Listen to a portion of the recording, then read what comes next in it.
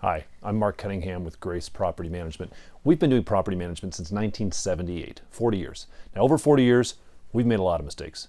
I want to share with you the 5 biggest I think we've made in hopes of helping you avoid those. Now, at the end of these 5, I'm going to explain some ways that we have corrected these, give you a couple suggestions on things that you can stop doing or start doing if you're doing these things now. So stick around till the end and make sure you catch that aspect as well. But number 1, not defining our scope of services. And this is a tough one for all property managers, but for many, many years, we didn't really have a scope of services. If an owner asked us to do something, well, that probably fell under the umbrella of property management, so we would do it all. And we found ourselves getting pulled in many, many different directions because we discovered something that owners will ask you to do about anything if you keep saying yes.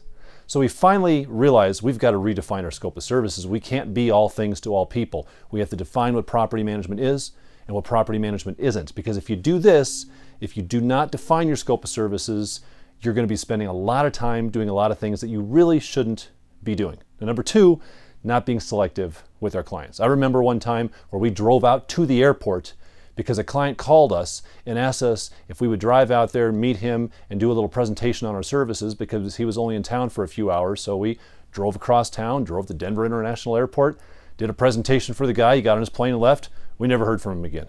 Now, that seems a little bit strange because we weren't being selective with our clients. We were going for anybody who would potentially hire us. And for many companies, and us included, in the beginning days, you kind of have to do this. But as you grow, you need to be more and more selective with the clients you bring on, because we realized, and this seems common sense, but it wasn't at the time, every client is not a good client. Number 3, we were not charging appropriately.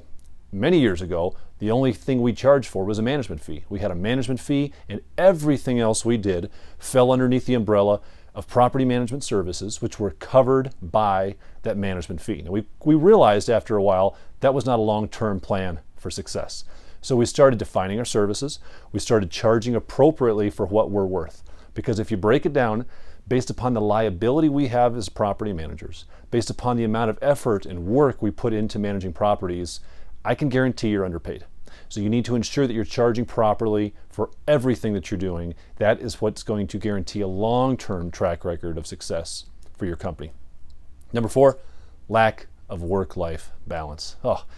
I used to believe that if you put everything into this company, everything's going to come back out of the company. What I found is not that. What I found is I needed to be focused on not just the work side of things, and as fun as property management is, as fun as business is, as fun as making money is, there's more to it than that. But this can be a business that sucks all of our free time out of it because we need to be on call 24/7. And number 5, lack of business systems. We were making this stuff up as we went.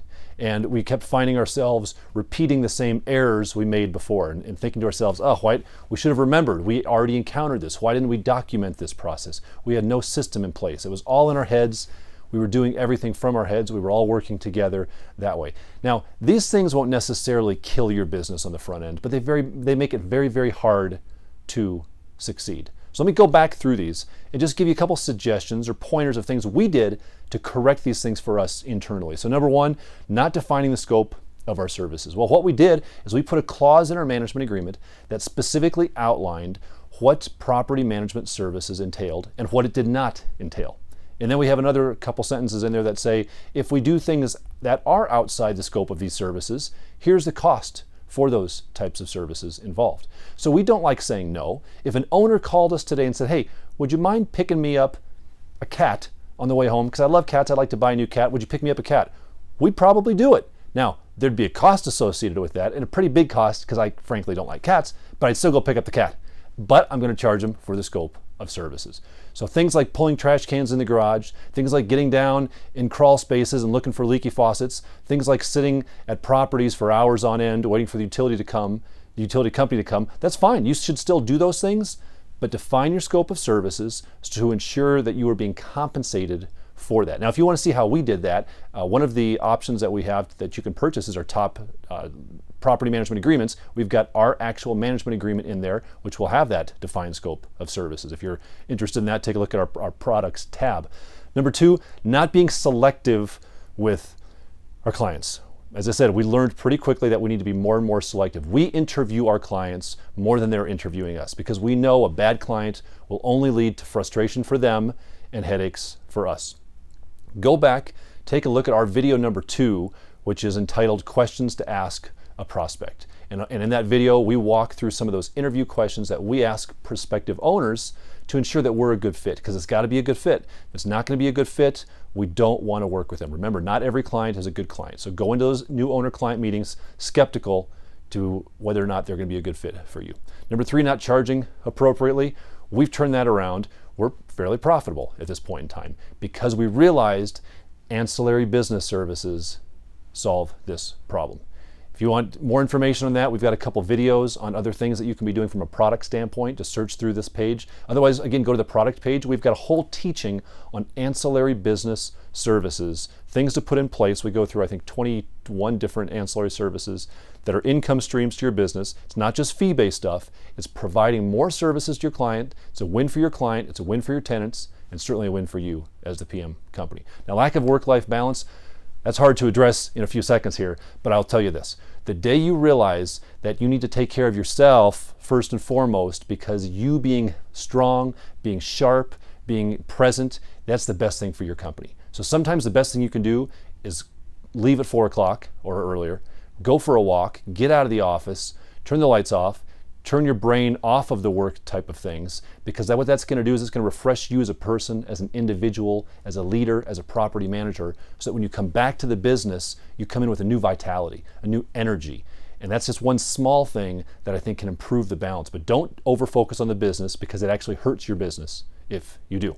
And last, lack of business systems. We are now hugely system dependent. So much so that we have position-specific system manuals for every one of our team members. Now you can download the actual templates of the system manuals we use if you're looking for systems. Go to our product page and under systems, you can download the free samples, you can purchase our system manuals. We've got videos on how to do these things, but this is key to success in property management. Having systems, therefore you have consistency in your business. It allows you not to be so reliant on your team members. It allows you to remove yourself from the day-to-day operation just a little bit. Now, I could list 50 more mistakes that we've made, but I think 5 is good for today. 5 big mistakes we've made. Don't make these. If you're making these now, start taking corrective measures, because you want to scale your company for long-term success, and avoiding these 5 things will help do that for you.